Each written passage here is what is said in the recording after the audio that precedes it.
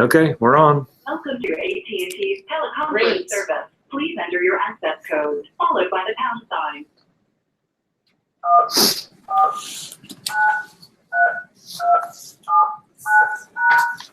At the tone, please speak your name. Elizabeth? There are 1 participant on the call, including you. You are joining your conference as the host. For a menu of available commands, press *#. Hey there! Who have we got on the line? Okay. Well, they said something was on already. I guess we'll just wait and listen. And so the theory, so when you entered in the email addresses, when you set it up before, that's what sends an invite to those people? So, okay. So Bob, we're trying the Google Hangout today. Oh. And so we're going to be broadcasting our meeting so the folks on the phone can like look in and not just listen. They get to watch us eat. Yeah, I know. It's a little odd. We'll see.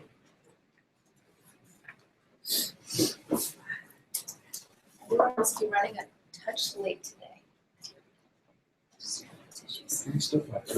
Oh, okay. We're good then.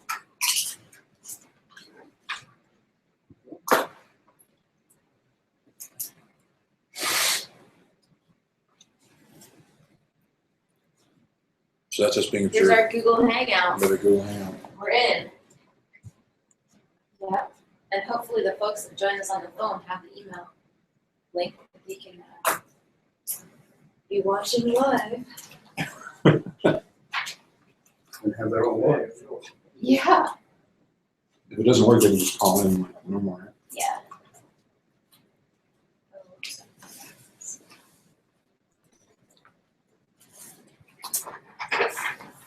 Hi there. How's it going? Good. Good to see you. Just saying. And we are trying the Google Hangout today.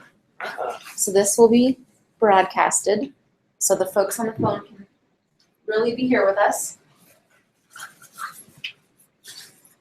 So watch your manner. Yeah. Great.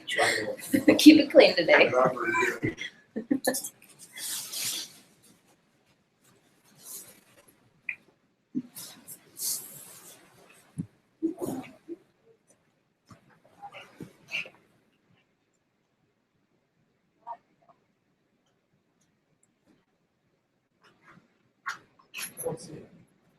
Let's get a picture. So you guys working on this one? Quite a bit of hard rock mining projects. Right. Still, oil and gas. And, Like in Fayette County and the Mesa stuff? And yeah, but also Dakota and oh, okay. Alaska. Are the hard rock mines in state or are they sort of off? Both in state and other states, Nevada, Alaska, so Oregon.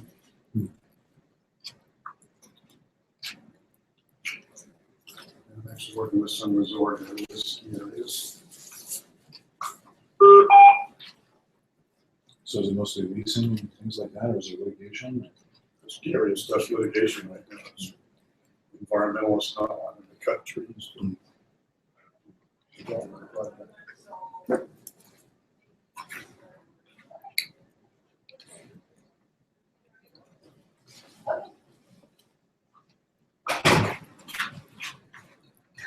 Getting some water brought in. Oh, thanks. I don't see it. Very bad these days, Nick. With a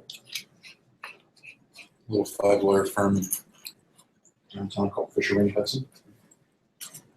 I don't know if you're familiar with the partners of the For the neighbors. Yeah. Becky Rainey was with me at Moffat Thomas for maybe 2 or 3 years before she went off on her own. How many folks in your firm now, Dylan? 5 attorneys and a staff member. Just one. Yeah, we Wow. run pretty lean.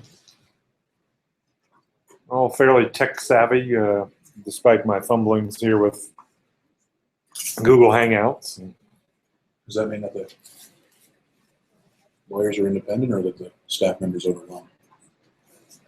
No, I think things are about right, but I think we're getting ready to hire maybe, because she was a paralegal at Gibbons Priestley, and so we're thinking about moving her full time to paralegal and then hiring somebody else to be up front as it is right now. She sort of splits her time between the two.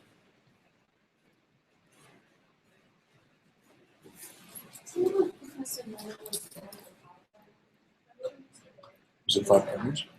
Yeah. Did you guys start with 5? No, it was two guys started it about 5 years ago, and then they, over the course of the next few years, added 3 more along the way.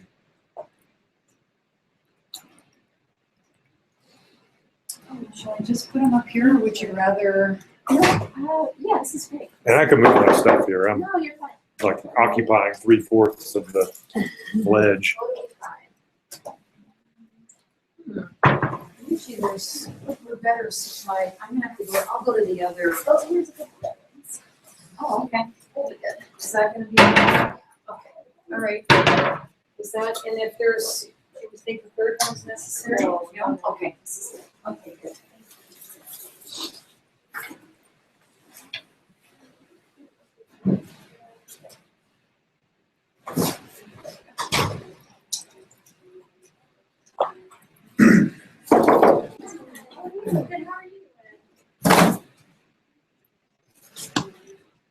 Hmm.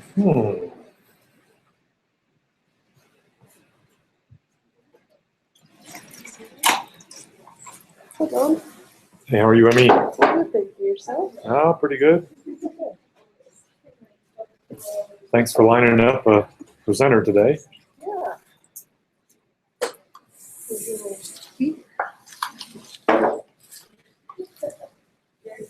And did David?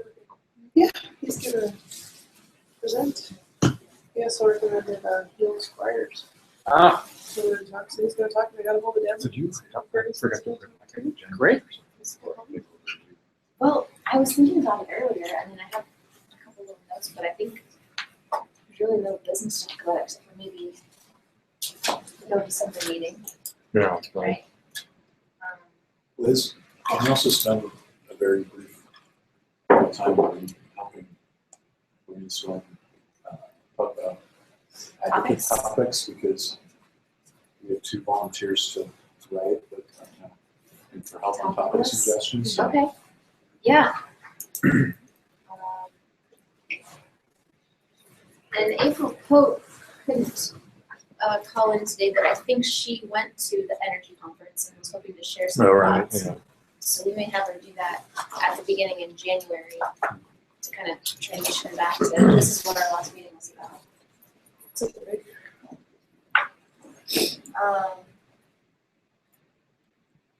Is that not what Stephen was talking about? Yeah, it is, but it might be good to get another perspective. Hi, how are you? No, you're not. You're fine. How are you doing? I'm good. How are you? Pretty good. I can call up the notes from the last meeting. Come on in. Lots of lunch. Yeah, we're trying to, I said I didn't mean to cast our Snapchats or whatever. Okay, so last time, yeah, advocate, talked about doing webcasts. Probably see if Emmy needs some help. The half-day CLE, I met with, energy symposium. I think everything's pretty well lined up. Just the bar kind of takes over to some Yeah. extent, and that's nice. Yeah, that's really about it.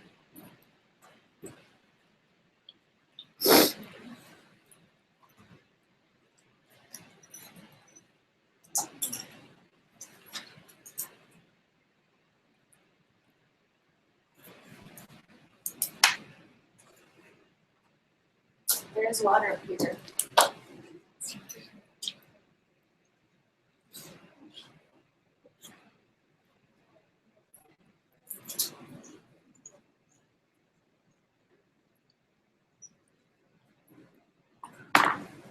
all hibernating?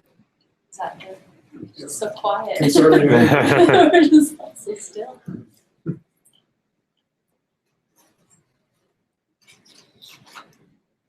surprised. They want to forecast whether the ski areas will open by Thanksgiving, or we didn't get another storm? Supposed to get one this weekend. Where, here? Swear, yeah. In the mountains at least, I think it's going to be fairly significant. So. Have they predicted snowfall levels here? Yeah. No, I saw kind of a broader forecast that was calling for 11 to 18 inches in the Rockies. Okay. So, I thought I heard this morning something about freezing rain overnight, which Swear. I'm hoping doesn't occur because last time we had that, it was a Disaster. giant mess. So Wake Up Boise was scheduled for last Saturday. Right. Depends on whether it's gonna happen this Saturday. didn't even bring Oh, it up no. in the yard. I know. Yeah. You know, like leaves still on the trees and stuff, catching snow. Got a big pile fermenting under the snow. Saving on. I think the boys will, they can just compost those. Yeah.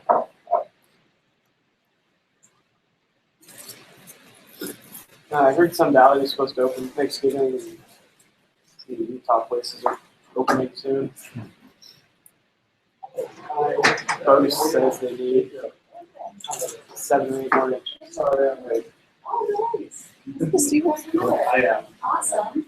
Dr. Miller. Come on in. How are you? All right. Places that have snow making.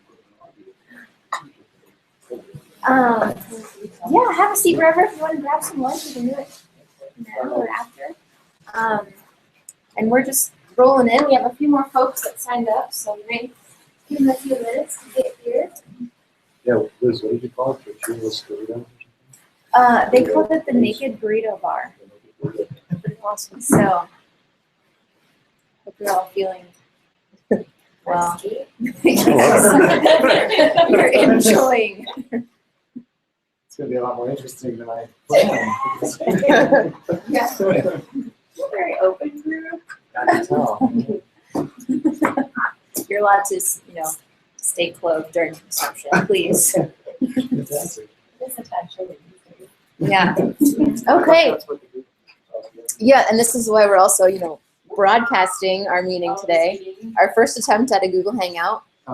Do we have any folks on the phone with us? Yeah, Jerry Boyd, Spokane. Great. Hey, Jerry. Hi. Did you get the email that I sent for the Google Hangout? I've got it on. If there's a delay between the phone and the Google Hangout. Oh, so you have us in surround sound.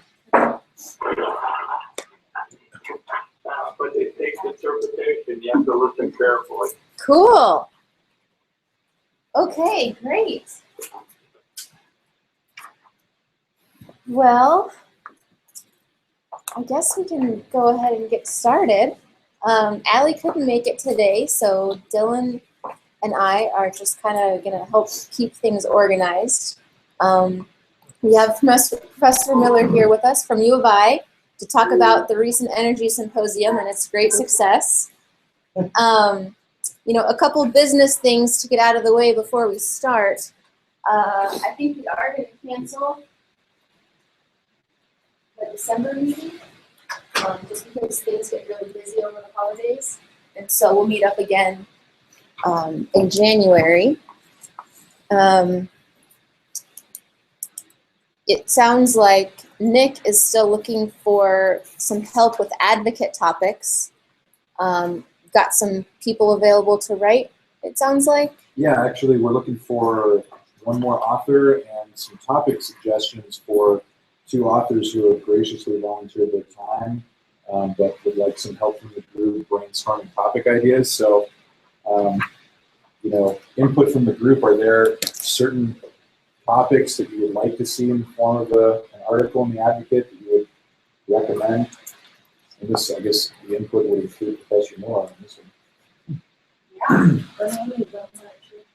So the deadline for submissions is March 11th of 2015. We're sponsoring the May issue, and I'd like to encourage people to kind of get topics figured out sooner rather than later, so that they have plenty of time to formulate actual articles once topics are set.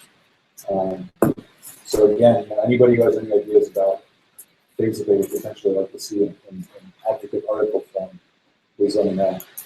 Did you say you had 3 volunteers so far, right?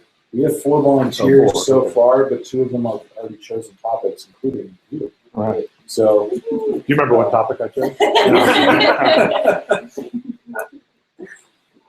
Cool. This, Jerry in Spokane, I saw that you had a handout there, and I wondered if you posted that or sent that out. I hadn't. I didn't realize that we were doing a remote session. So let me see if I have it somehow on my phone, and if I do, I will send it off. All right. The other thing is on topics. I wondered if anybody's addressing the issue concerning waters that are covered or that are being proposed to be covered under the Clean Water Act. So far, nobody has taken that topic, but that's a great suggestion, and I'm going to definitely propose that to the 2 authors who are looking for assistance. Great, great. I'm not volunteering, by the way. No, but Jerry, you have great topic suggestions. Of course, Idaho's the IPDES program getting underway is a pretty big deal.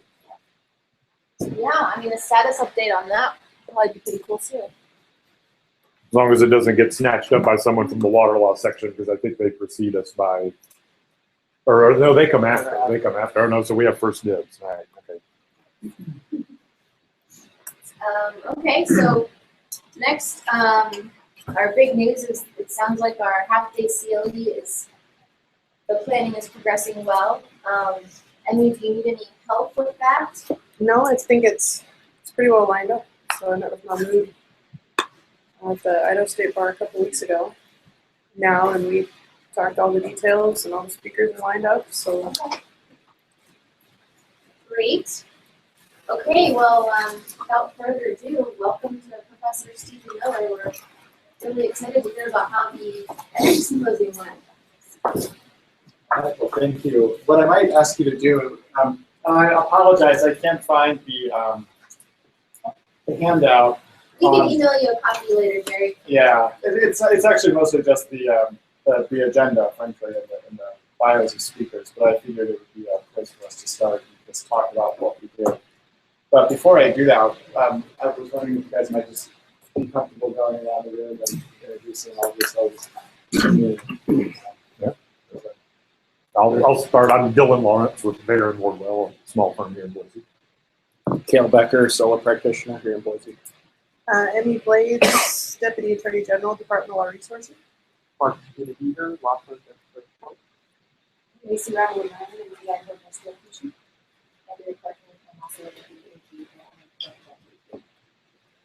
Greg Adams with a small firm here in Adams. We do a lot of energy law. It's Tilly Richardson. Is he okay? So, maybe I have to work for him. I'm Bob Maynard, a partner with Perkins Curator in Boise. Also practice in I'm Elizabeth Swisher, Corporate Counsel for ESB. And I'm Nick Warden, under the local firm here in town, Fisher and Hudson. Peter said hi. Hi, I'm Peter Horton. I'm an attorney at Gibbons Person. I'm Preston Carter. I'm an attorney at Gibbons Person. Nice to meet all of you. How about those on the phones? Sounds like Jerry, maybe it's just one of us? Yeah. Well, Jerry Boyd, Spokane with Payne Hamlin, and I've been involved in the energy arena for 40 years. Nice to meet you. So I'll give it just a little brief introduction to myself, and then I'll talk a little bit about the event. And one of the things that I wanted to do in the discussion here today was, well, to tell you a little bit about what we did last year, but I also wanted to think forward-looking and really try to have a discussion not just about what happened last Thursday and Friday, but what would be useful for the state in terms of an energy law event going forward. So that's sort of how I thought. And what is there a typical division of time here, or we're typically trying to get out of here by 1? Is that the idea? Okay. All right. So I'm Stephen Miller. This is my 4th year at the University of Idaho College of Law over in Mac Building. And so a lot of people often ask me, and just some details about that. So I'll mention that we now have a 2nd year and a 3rd year in Boise with 110 students, which is kind of hard to believe. But we're right there, and next year we're supposed to be headed over to the Adaho County Courthouse, which will be our formal home. I teach an economic development clinic, which is a year-long clinic, working with local governments, and we've done a variety of different projects through that, from helping them work with bringing new markets tax credits to Idaho, to helping people draft local governments look at their development agreement templates, to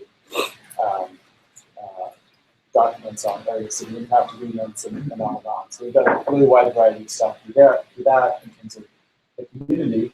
And I also teach doctrinally, and I taught state and local government, have marked in that. And then I teach, but I'm not teaching that now. I'm teaching administrative law right now, and also environmental law survey course. That just gives you a little bit of a sense of what I do. As you may know, when the campus started down here, it was focused on, the idea initially was that it would be more focused on business. As we've actually had more students at the campus, we're looking to maybe broaden that a bit.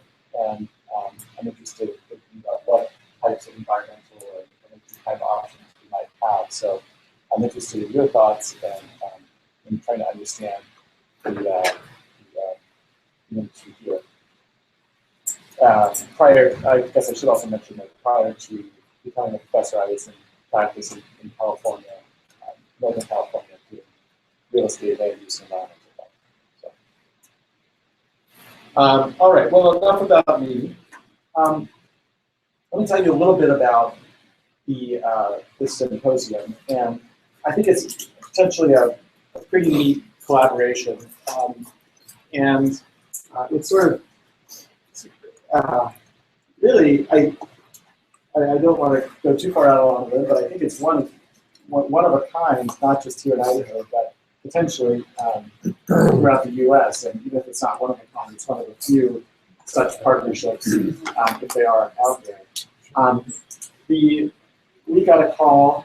Well, our former dean, Don Burnett, for a number of years have been trying to work with CASE, which is the Center for Advanced Energy Studies. Well, back up there, Center for Advanced Energy Studies is the outreach arm of Idaho National Labs. And so Center for Advanced Energy Studies, or CASE as it's called, is sort of partnership arm between INL and the 3 universities in Idaho, 3 public universities. So University of Idaho, Boise State, and Idaho State. And they actually currently support the Energy Policy Institute, which is a research and policy institute at Boise State. And they do support some more technical research at the University of Idaho in Moscow, but there hadn't previously been any sort of broad policy type event that they had sponsored. This was their initial foray into it. And for a number of years, our former dean, Don Burnett, have been talking with them about the possibility of working together to have some sort of energy law faculty members that would be similar to what they've done with the Energy Policy Institute at Boise State.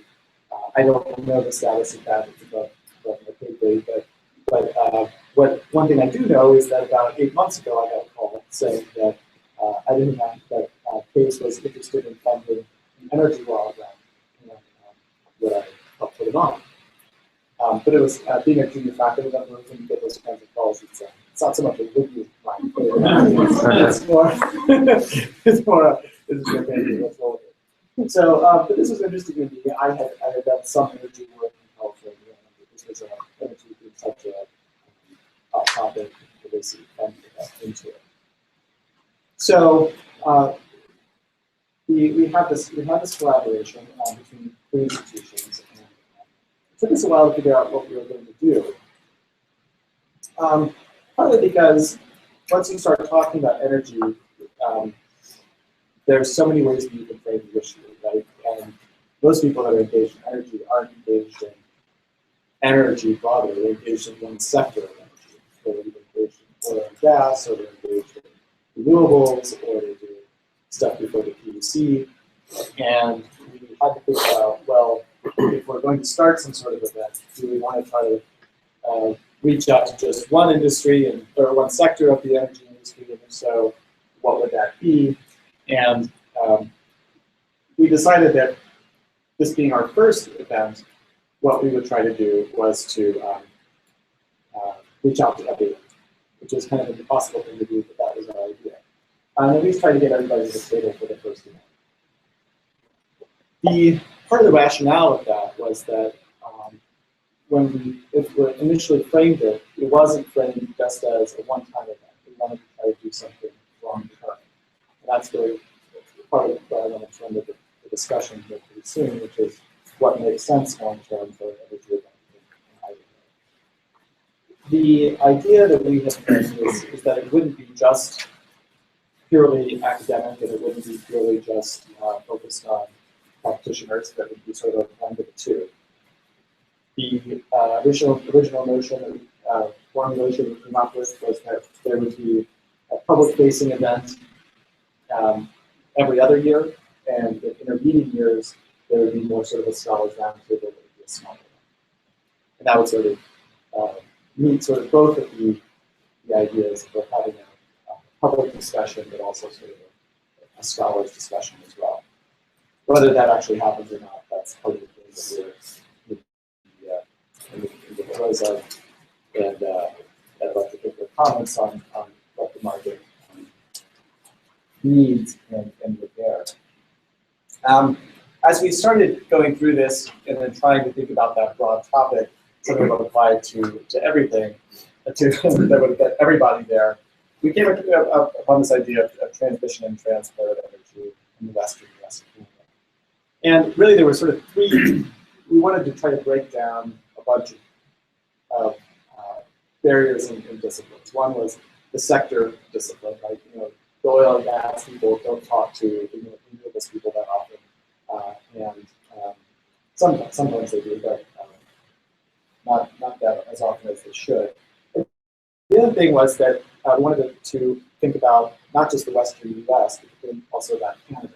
A lot of what's happening, especially in the northern and the northwest, is to think about both the interconnections of grids and pipelines, and things of that sort, to try to understand and think about what the long-term future is. And that long-term future really was the third issue. A lot of INL in particular, and CASE, they wanted to get beyond the sort of the siting issues that are the immediate issues that a lot of people face, right? We all know that there's going to be siting wars, and that's the daily practice that we have to deal with. But what can we think about in terms of long-term futures for energy transit? So with those three things, we kind of framed it around two basic ideas. If you look at the agenda, you can see what those are. And the first was energy infrastructure choices. The initial panel focused more on really the oil and gas industry. The first presentation by Sam Phelan at University of Wyoming. He has 20 years of experience at a private firm in DC and then also working at Interior. And he focused really on what how the regulatory structure is focused on maintaining, really does sort of focus on particular winners and losers, and his approach prioritizes, in his view, the oil and gas sector, which he did a lot of representation on. The second presentation by Tara Rigetti at Wyoming, she focused more on flaring issues in specifically the Bakken Shale in North Dakota, and had some pretty interesting discussions about issues of what they're trying to do to reduce the flaring and to try to capture some of that natural gas that is going up in there. I don't know if any of this doesn't sound familiar or you don't know what I'm talking about, feel free to drop in or you can just ask me. Then we had some, and both of them are great, and they have, Wyoming, which I learned has a pretty interesting faculty of there's a fair amount of energy work out there. So they have a number of endowed shares in energy. Actually, I think they have the largest energy law faculty in the entire country. 4 tenure track positions doing just energy law. So out of only 24 people. That's mostly oil and gas development, transportation. Yeah, I would guess. So, so that was interesting. And they are joining case actually as well, simply just because of their expertise. Then we went to had 3 panelists, one on KKDWA, who is a professor at Denver and is actually was a practitioner for a number of years. And she talked about wind energy. She's an interesting person, but she also has a background in oil and gas, which is what she would practice. We had Troy Rule, who's actually an Idaho native, but now he's using Arizona State. And he talked about solar and some really interesting things that are happening in the solar market right now, especially the distributed solar. He noted that apparently Arizona actually has a law, has just passed a law that will actually impose a fee for people that try to do rooftop solar. So instead of where the federal government's been trying to incentivize rooftop solar, Arizona is actually now going to start charging a fee for it, and basically as utilities trying to challenged by rooftop solar and wanting to basically disincentivize it. So that's sort of an interesting thing going on there, and apparently in some other states as well. And then we had Don Howell from those of you in the energy world here, I'm certainly know Don. He's the legal counsel for Idaho PUC, and he talked about some of the issues that Idaho PUC has dealt with in trying to address renewables and bring them online here. In the afternoon, we switched more to questions about Western renewable energy planning, and really, I'm going to talk about it in converted to how it is there. We sort of started initially with the idea of talking about the difficulty of regional planning, and sort of the few successes, few places where there have been some successes in it. The first is the Northwest Power Conservation Council and its various energy plans that they've had, and they've just got to embark on its 7th energy plan. But they've actually been extremely successful on the conservation front, and they talked a lot about those conservation efforts. Then we had David Solon, who's a professor here at Boise State, talk about energy imbalance markets, which I will do my best to summarize it, but it's a relatively complicated process. But the basic idea is California Independent Systems Operator and Pacific Corp are creating a massive within the areas that they control. They're going to be looking at selling selling wind and solar energy, which basically needs someplace to go immediately as opposed to or rather just sort of will go into the ether. They're basically looking for ways to try to sell it back and forth to each other. That's the imbalance. And it's actually pretty cool. So we're looking for something interesting to really add about the viability of energy imbalance markets may not necessarily affect Idaho today. I think some Pacific Corp's territory is in Idaho. It is, yeah.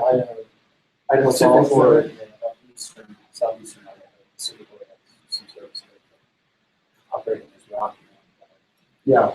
There has been a lot of back and forth about the markets for projects. Yeah, it could affect Idaho Power if they were to join the California Pacific Corp imbalance market. It's a way of expanding the balancing footprint of the utility and taking advantage of geographic diversity in wind regimes and solar regimes and lowering the cost of balancing output. So it could potentially be something other Idaho utilities could join to lower the costs of integrating the variable resources on. Yeah, it's a pretty cool project, and David Solon here, who's at Boise State, he spoke about that, and he's doing a lot of work on that. So if people are interested, or you should definitely get in contact with him. I'm not going to mention, I'll just mention the 3 other topics that we had briefly. One was about leasing on public lands, another looking at changes in state utility regulations in Hawaii and New York. And then we had 2 presentations on the effects of 111D, which is something you have to have at an energy law conference at this point. Right? The irony was there were a bunch of people in the room there writing 111D comments, but nobody could actually talk about it because they're all working for federal agencies or state agencies. They can't say what their comments are going to be. So that's the general scope of what we did. I guess what I'd like to talk about is the future. One of the things that we learned in doing this is that there actually aren't that many people that are doing energy law in Idaho. Don Howell estimated that there are maybe 15 practitioners in his estimation that are doing full-time energy work, and which is obviously kind of concentrated. Energy's always going to be that way, I think. My work at the California PUC, even in a space like California, there will be several hundred lawyers that are doing, at most, that are doing full-time energy work. But the PUC is not the entirety of energy practitioners' work, and there's a lot of stuff like contracts, and that's what people can get involved in terms of leasing and stuff like that. So what I thought I would do is just kind of turn it open to you folks as to what you think would be useful in terms of energy law and useful that something that people would support, because I think we had initially thought that there would be, we were hoping for a turnout of more around 100, and maybe we thought that Sun Valley would be attractive, but in the end, maybe it wasn't attractive. In the middle of a blizzard, I realized it was far less attractive. And maybe for folks in Boise, just having it in Boise is a better bet. So I might just pass it over. I would comment off the bat that Boise's your best bet for Sun Valley, unless it's open for skiing or golfing. Yeah, if it was in Boise, I probably could have gone. I had to go to town maybe like 6 hours. Yeah, personally.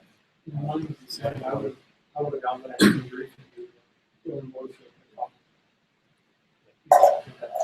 And Boise, it might, I don't know how attractive Boise is really to other regions. Either it's easier to get to from the airport, yeah, I think what we found about Sun Valley is that it's attractive for speakers, but less attractive for people that put attendees. Ford Lake is a wonderful place to have some fun. I knew Jerry would say that. And I agree. That there's a population up there that's equal or greater down here. And some the Idaho Water Users Association and other events use Sun Valley. It's generally in a different season, the November challenges. Yeah, that was hopefully a one-time. We normally wouldn't have done it in November, but various reasons in terms of planning and federal fiscal cycle, we ended up in November. I'll spare you the details. One-day events or half-day events are better than 2 days in terms of those of us who live by the billable hour.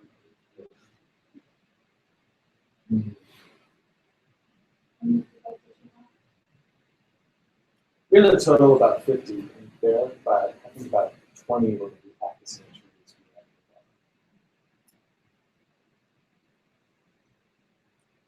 And I think maybe sprinkling some practice-oriented speakers as well might be, it would just broaden your audience a little bit. I mean, so when you say practice-oriented, because one of the things that's interesting about energy is that it's so diverse. right. So what do you think that Idaho might be things that would draw practitioners? I have no idea. And I have no idea. But I mean, I agree. It does seem a little academic heavy in terms of the speakers. So, people from utilities, Idaho Power, Pacificor, some private practice attorneys in the state might help add some diversity to faculty. And also, I mean, water always gets folks' attention in Idaho. A topic about kind of the nexus between There is water a nexus and there too. There's a lot energy. There's a lot of urban projects that are hydro facilities and water rights use. Thermal. Yeah, so because I mean, it is hard to come up with something that's targeted to energy practice, just because Don has right there are probably 15 people, and it's 5 more people sitting there. So if you can find like overlapping topics, like an interesting region contract case that dealt with energy, and also interesting contract issues. Liz also just said something I think makes a lot of sense, and maybe kind of like a nuts and bolts type of presentation. Yeah.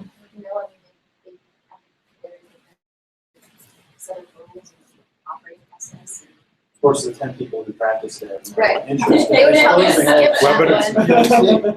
Have it over happy hour or something. But it's like how a bill comes along, but it's version. You don't see only credit for speaking. One of the things that I think we'll see more of is net billing and that sort of thing. That affects everyone if they want to put a solar unit on their house or something of that sort.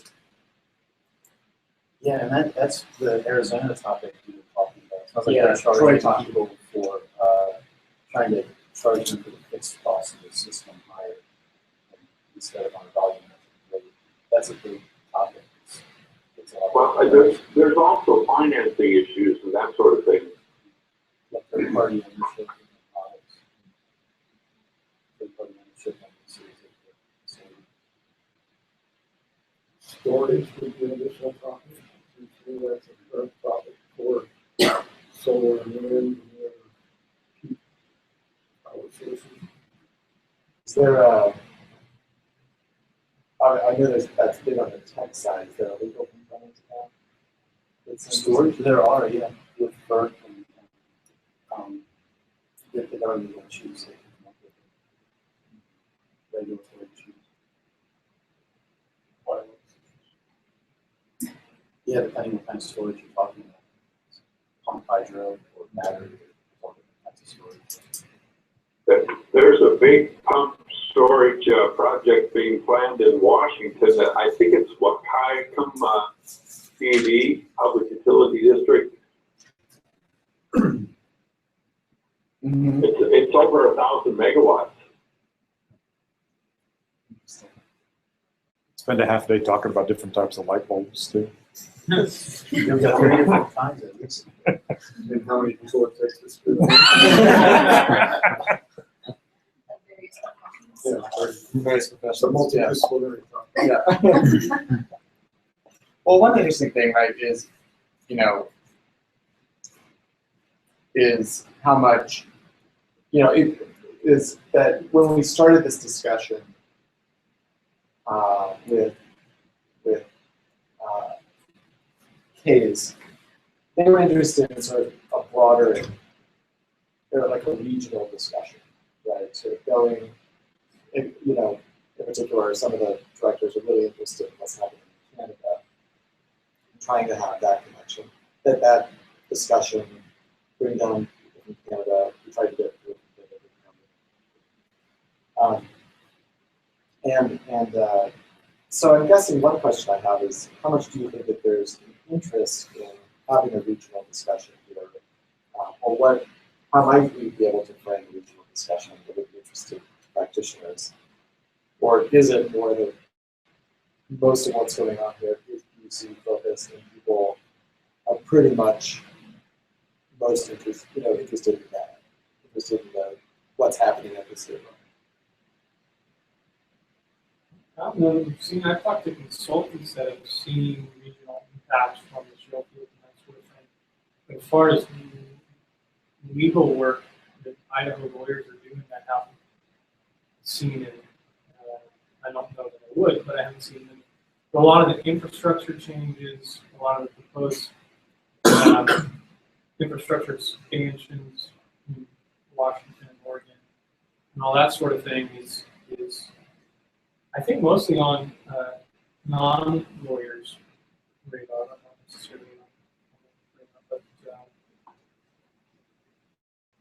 So I'm not sure that answers your question, but I think there's some regional awareness going on, but not in district legal. I would not limit your topics or your outreach to Idaho topics. So my practice is Western United States wide. Do that. I think we're going to have a conference in an Idaho location. You can get most people from Idaho and close by. Northwest, including Canada, scope is of interest to me. Yeah. This is Jerry in Spokane. Is anyone involved in the Columbia River Treaty at all? You have an expert in the room. I have some involvement with that, Jerry. Yeah. Well, I'm only collaterally involved, but I'm sure interested because it's going to affect a lot of energy issues, but also environmental issues, or at least, and there's a dichotomy and difference of opinion between Canada and the U.S. Yeah. Well, that's one of those things, right, where, I mean, you could do an entire symposium on the Columbia River Treaty, which has been done this year. And so, you know, that gets into the interesting question of, you know, should we be more focused in future symposia on, you know, wind or the Columbia River Treaty, or, you know, there's a big article on the front page of the Statesman today about how Idaho could become a major solar state. You know, I mean, I guess obviously this is a question for what it's doing in the future, but I'm just curious your thoughts as to whether those would be appealing. And if so, what would it be? I think any of them are appealing. It's just it depends on the year. I think that's the most relevant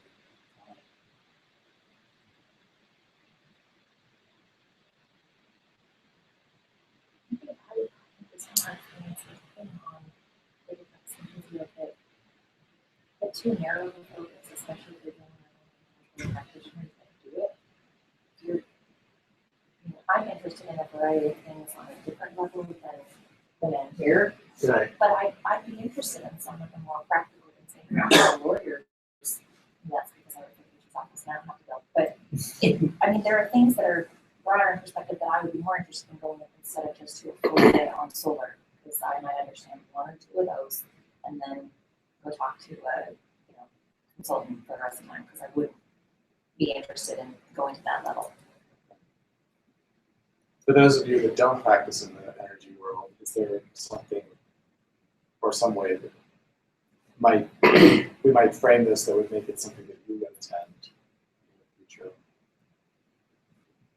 Going to water.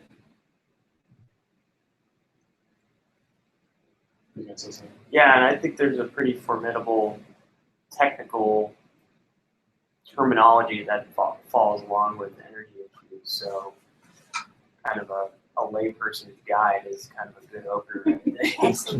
Philosophy. Right. Two broad themes that you put into a large breadth of the what a drug whole state water law. You get into water law. There's a few people who will stare at it and think about what they should say. The second one is a broad reach of swimming sectors, let's say. People who have government, environmental groups, development groups, lawyers who practice such as the ESA. And they said that you have energy law connected to those topics. I'm not sure you get the whole day of the ESA energy law. You get to stare at it and figure out what part they And I'd add real estate to that. I mean, if you represent mom and pop kettle who sit out in the middle of a windy area and they get approached, their lawyer's going to be the first one they come to probably, and like to know at least where to steer them or issues to watch out for. Maybe they're contractual. Yeah, this is incredibly exciting. This is probably really trite, but my mom is a retired teacher, and she took a class on sage grouse. And one of the things that they really focused on in the class was the impacts of wind farms on sage grouse population specifically, and how a lot of those proponents are really anti the windmills because the vibrations disturb the leks and the mating processes that they have. And so that's something that I guess several of the bird activist people are very concerned about as far as I'm concerned. And that list of decisions coming up here in 2015. So that's especially with this Idaho. Yeah, it's interesting that one of the panelists from Wyoming mentioned that one of the wind energy companies had gotten in trouble with some quality actually golden eagle. Well, and that's a whole separate issue that's come up in the last few years with many projects. Eagles, yeah, bats and eagles too. This may be what you're talking about, but a criminal for Treaty Act enforcement. That might. I think that's right. It's the Duke Energy wind farm. Okay, yeah. Wyoming, they had some. I think it was a settlement there to criminal violation, right? That's avian issue. Yeah, migratory bird treaty act, yes, so.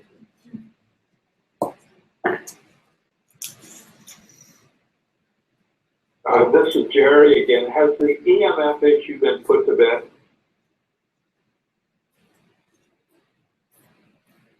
The 80s rock thing. What does EMF stand for? Electromagnetic stuff, I'm talking about. Right, electromagnetic fields and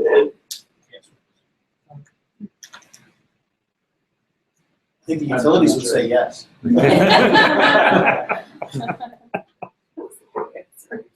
well, we all know that there isn't any effect, but there are a few people who think there is.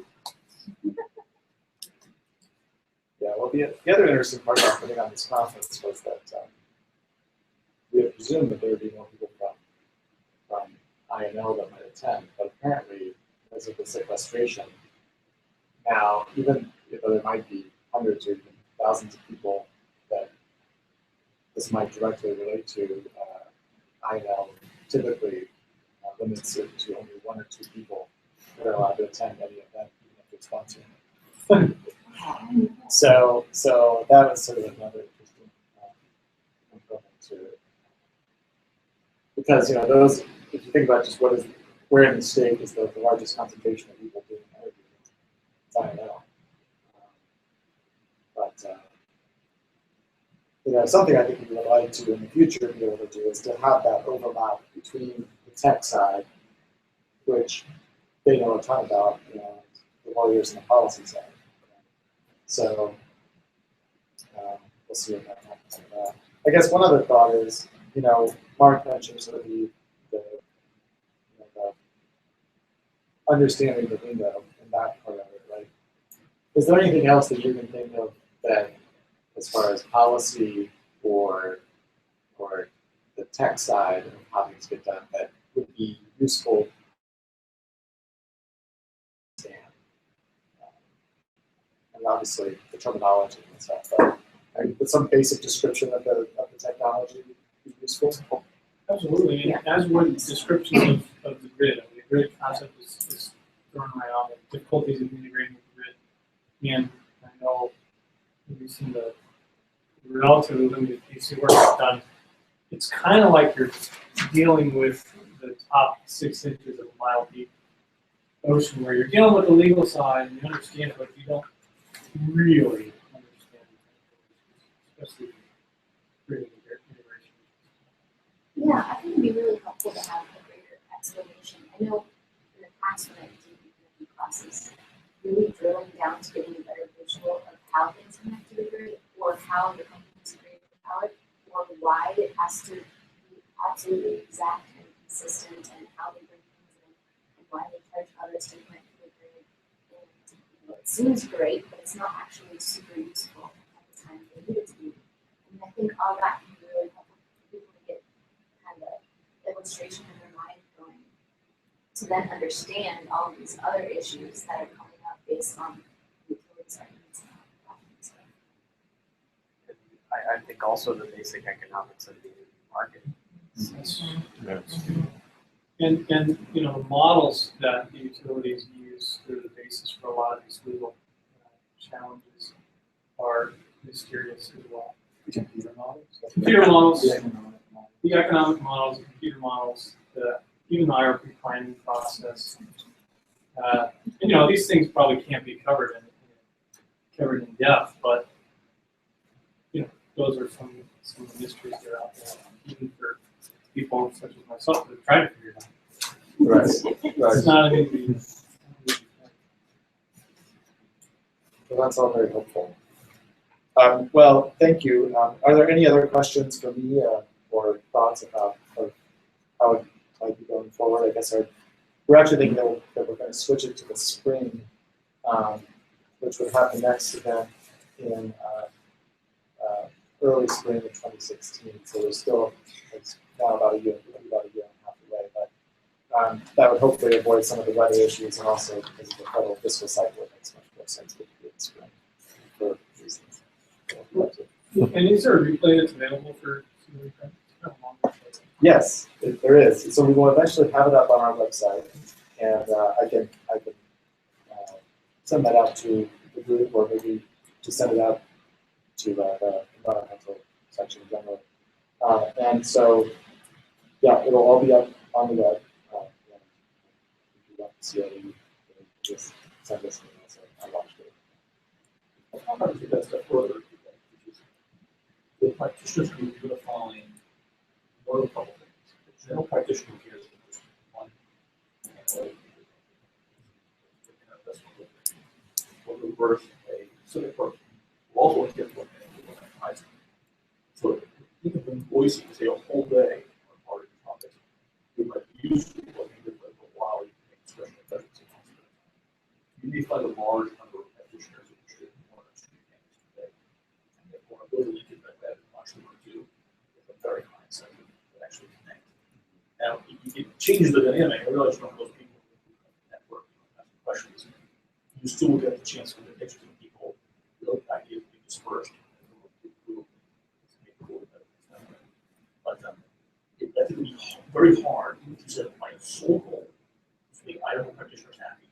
You put together a day event to find that the whole day is going to work for a large number of that a la carte. So web broadcasting is one way. Yeah, we did do that this year, and you know, and it'll be interesting to see how many. We know that we had about at least 10 people doing actively CLEs in live time. It'd be interesting to see. We'll get the Google Analytics at the end of the month to tell us how many people are actually watching. But I think getting that information out there, you know, even I hope we tried to get it out to the environmental section, but you know, to get it out more to the bar generally, to get people that they can watch, do that kind of thing. I appreciate that. Maybe even for the day of, to make it so that people, if they want to stop over, you know, for an hour or two, if they feel like.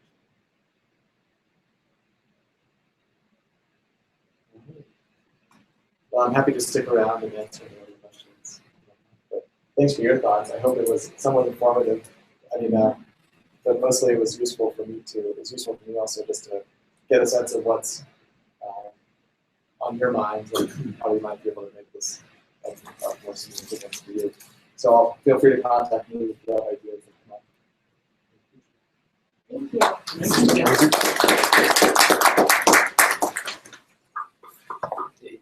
Thanks for thinking of me. Oh, yeah. Oh, it never did? Okay. No, I have, when I first got to the farm, I, you know, like,